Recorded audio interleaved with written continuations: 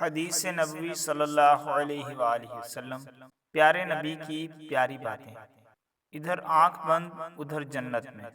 جو شخص یقین کامل کے ساتھ صبح کی نماز کے بعد سید الاستغفار پڑھے گا، اگر اسی دن شام سے پہلے مر گیا تو سیدھا جنت میں جائے گا۔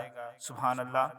اسی طرح جو شخص یقین کامل کے ساتھ مغرب کی نماز کے بعد سید الاستغفار پڑھے گا، اگر اسی رات صبح سے پہلے پہلے مر گیا تو سیدھا جنت میں جائے گا۔ سبحان اللہ۔ سید الاستغفار کون سا ہے؟ آئیے جانتے ہیں۔